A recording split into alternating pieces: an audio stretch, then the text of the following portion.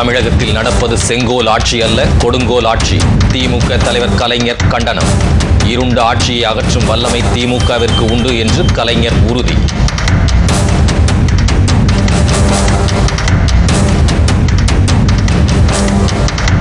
பெரியாரின் கொள்கையையும் அண்ணாவின் லட்சியத்தையும் காப்பாற்ற உறுதுணையாக இருந்தவர் பேராசிரியர் என்று கலைஞர் பாராட்டு. வீரமணி, ஸ்டாலின் உள்ளிட்ட தலைவர்களும் புகழாரம். தற்கொலை செய்த 7 விவசாயிகளின் குடும்பங்களுக்கு திமுக சார்பில் 3.5 லட்சம் ரூபாய் நிதி.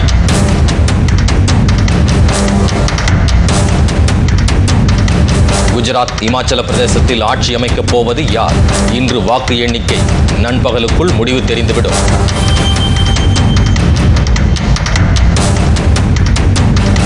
புதிய சட்ட திருத்தத்தை எதிர்த்து 5 லட்சம் வங்கி பணியாளர்கள் இன்று வேலை நிறுத்தம். தமிழகம் உள்பட நாடு முழுவதும் அரசுடைமை வங்கிகளில் பணிகள் முடங்கும்.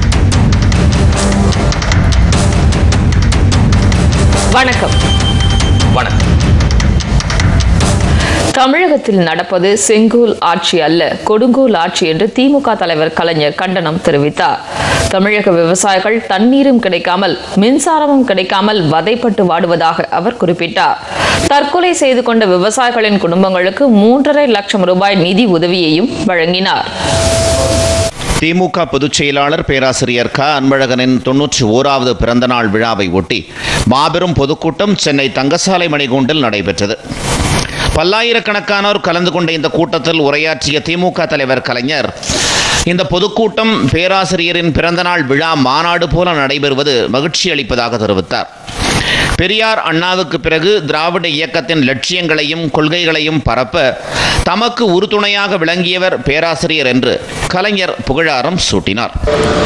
பெரியாருடைய கொள்கைகளை, அண்ணாவுடைய விஷயங்களை நிறைவேற்றுவதற்கு வாய்ப்பும் வசதியும் முழுமையாக இல்லாவிட்டாலும் கூட நம்மால் முடிந்த அளவிற்கு அந்த லட்சியங்களை, கொள்கைகளை பரப்பிக் கொண்டிருக்கின்றோம்.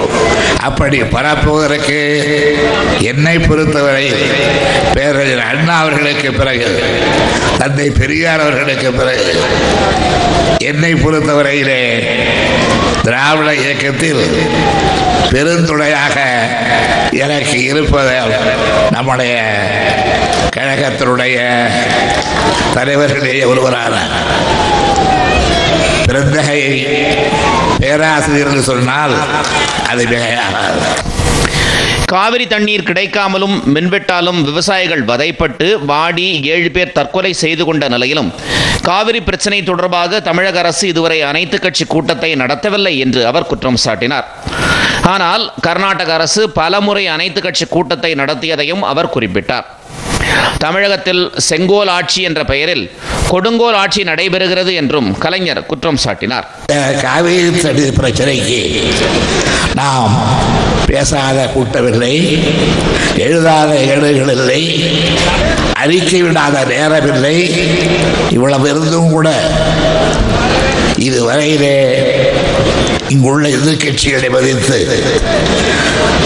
ஏன் தோழமை கட்சிகளையாவது உதைத்து அவர்களை எல்லாம் அழைத்து ஒரு அனைத்து கட்சி கூட்டம் தமிழகத்தில் நடைபெற்றிருக்கிறதா என்றால் நடைபெறுகிறதே.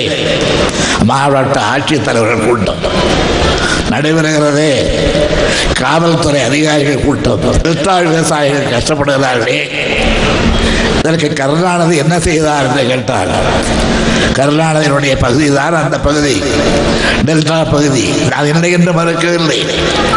ஆனால் நான் ஆளவில்லையே, என் கையிலே செங்கோல் இல்லையே. செங்கோல் என்ற பெயரால் கொடுங்கோலை வைத்திருக்கிறவர் அம்மையார் அல்லவா? அவர் அல்லவா கவலைப்பட்டிருக்க வேண்டும், அவர்கள் அல்லவா அதற்கு நல்ல வழியை கண்டிருக்க வேண்டும். செய்யவில்லை. அதனால் விளைவாக 7 பேர், இன்று வரையிலே 7 பேர் தற்கொலை செய்து கொண்டு இறந்திருக்கிறார்கள். உழவர்கள் 7 பேர் தங்களுடைய உயிரை வைத்துக் கொண்டிருக்கிறார்கள். உயிரிழந்த 7 விவசாயிகளின் குடும்பத்தினருக்கு திமுக சார்பில் 3.5 லட்சம் ரூபாய் நிதி உதவி வழங்குவதாக அறிவித்த கலைஞர், திருவாரூர் மாவட்ட செயலாளர் பூண்டி கலைவாணனிடம் மேடையிலேயே நிதி உதவி தொகையை அளித்தார். திமுக ஒரு சமுதாய இயக்கம் என்றும் திராவிட இயக்கத்தை எவராலும் வீழ்த்த முடியாது என்றும் தெரிவித்த அவர், வருமானத்தை கருத்தில் கொண்டு தமிழ் மானத்தை விற்கும் முயற்சியில் சில பத்திரிகைகள் ஈடுபட்டு வருவதாக கண்டனம் தெரிவித்தார். தற்பொழுது நடைபெற்று வரும் இருண்ட ஆட்சியை அகற்றும் வல்லமை திமுகவுக்குத்தான் உள்ளது என்று கூறிய கலைஞர், அதனை விரைந்து நிறைவேற்றிட பேராசிரியர் பிறந்த நாளில் சூளுரைப்போம் என்று தெரிவித்தார். முன்னதாக பேராசிரியர் அன்பழகன் ஏற்புரையாற்றிய போது, 91வது வயது பிறந்த நாளை திமுக சார்பில் கொண்டாடுவதால் ஏற்பட்டுள்ள இந்த பெருமை உலகத்தில் வேறு எந்த பதவிக்கும் ஈடாகாது என்று தெரிவித்தார். திராவிட இயக்கம், சுயமரியாதை உணர்வு, பகுத்தறிவு கொள்கை ஆகியவற்றின் மீது தமக்கிருந்த பற்றால் அறிஞர் அண்ணாவுடன் இணைந்து செயல்பட்டதை நினைவு கூர்ந்தார். அண்ணாவுக்கு பிறகு திராவிட இயக்கத்தையும் கொள்கைகளையும் காப்பாற்றும் தலைவராக கலைஞர் மட்டுமே திகழ்கிறார் என்றும் பேராசிரியர் அன்பழகன் கூறினார். பெரியார் ஊட்டிய உணர்வை தொடர்ந்து காப்பாற்றுகிற ஒரு பேர் ஆற்றலை அண்ணா உருவாக்கினார். அதை காப்பாற்ற வேண்டிய மாபெரும் கடமையை கலைஞர் ஏற்றிருக்கிறார். எனவே அந்த முறையில் கலைஞர் அவர்கள் தமிழ்நாட்டுக்கு கிடைக்க முடியாத ஒரு செல்வமாக கிடைத்திருக்கிறார். நான் இல்லை என்றால் நான் சும்மா வார்த்தைக்காக சொல்லலை, நான் இல்லைன்னா என் மாதிரி 10 பேர் தயாராகும். கலைஞர் இல்லை என்றால் இன்னொரு கலைஞர் தயாராவது மிக கடினம். இந்த விழாவில் திராவிடர் கழக தலைவர் கி. வீரமணி, பேராசிரியர் சுப வீரபாண்டியன், காதர் மொய்தீன் ஆகிய தலைவர்களும் கலந்து கொண்டு பேராசிரியரை வாழ்த்தி பேசினர். விழாவில் வடசென்னை, தென்சென்னை மாவட்ட செயலாளர்கள், முன்னாள் அமைச்சர்கள், சட்டமன்ற, நாடாளுமன்ற உறுப்பினர்கள், திமுகவின் முக்கிய நிர்வாகிகள் உள்ளிட்ட பல்லாயிரக்கணக்கானோர் கலந்து கொண்டனர். அறிஞர் சாக்ரட்டிஸின் நட்பு குறித்த தத்துவத்திற்கு எடுத்துக்காட்டாக கலைஞரும் பேராசிரியரும் திகழ்வதாக திமுக பொருளாளர் மு.க. ஸ்டாலின் புகழாரம் சூட்டினார். தங்கசாலை பொதுக்கூட்டத்தில் பேராசிரியரை வாழ்த்தி பேசிய திமுக பொருளாளர் மு.க. ஸ்டாலின், திராவிட இயக்கத்தின் வயது 100 என்றால் கலைஞர், பேராசிரியர் அவர்களின் நட்புக்கு வயது 70 என்று கூறினார். திருவாரூர் மாணவர் மன்ற கூட்டத்தில் உரையாற்றுவதற்காக பேராசிரியரை கலைஞர் வரவழைத்த காலம் முதல் இன்று வரை இருவரின் நட்பு தொடர்வதை குறிப்பிட்ட ஸ்டாலின், அறிஞர் சாக்ரட்டிஸின் நட்பு குறித்த தத்துவத்திற்கு சான்றாக விளங்குபவர்கள் கலைஞரும் பேராசிரியரும் என்று பாராட்டினார். கலைஞருக்கும் பேராசிரியருக்கும் இடையிலான 70 ஆண்டுகால நட்பு உலக வரலாற்றிலேயே வேறு எங்கும் காண முடியாதது என்றும் ஸ்டாலின் பெருமிதத்துடன் தெரிவித்தார். நட்பினுடைய இலக்கணமாக திகழ்ந்து கொண்டிருக்கக்கூடிய அந்த நட்பிற்கு வயது 70. இப்படிப்பட்ட வரலாற்றை பெற்றிருக்கக்கூடிய ஒரு இயக்கம் தமிழக வரலாற்றிலே அல்ல, இந்திய வரலாற்றிலே அல்ல, உலக வரலாற்றிலே கூட இப்படிப்பட்ட ஒரு வரலாற்றை எந்த இயக்கமும் பெற்றது கிடையாது.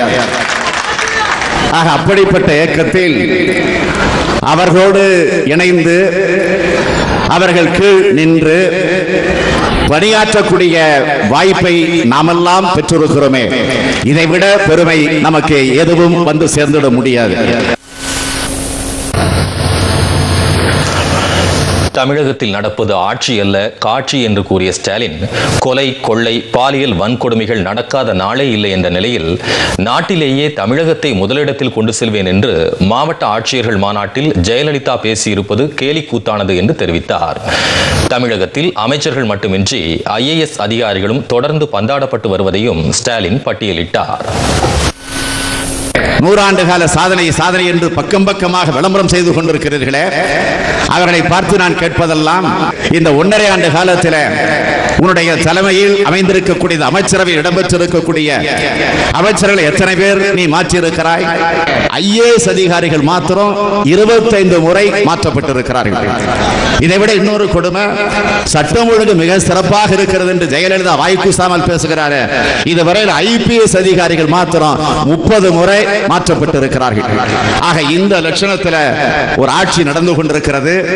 ஆக இந்த ஆட்சியினுடைய கொடுமைகளை, அக்கிரமங்களை நாட்டு மக்கள் இன்றைக்கு தெளிவாக புரிந்து கொண்டு வரக்கூடிய காலகட்டத்தில் தலைவர் கலைஞர் அவர்கள் தலைமையை ஏற்று தமிழ்நாட்டில் ஒரு சிறப்புக்குரிய ஆட்சியை உருவாக்குவதற்கு நாடாளுமன்றத்துடைய தேர்தல் மட்டுமல்ல, அதற்கு அடுத்து வர இருக்கக்கூடிய சட்டமன்ற தேர்தலுக்கும் நாங்கள் தயாராக இருக்கிறோம். இந்த அலங்கோல ஆட்சிக்கு நாடாளுமன்ற, சட்டமன்ற தேர்தல்களில் மக்கள் முடிவு கட்டுவார்கள் என்றும் ஸ்டாலின் தெரிவித்தார்.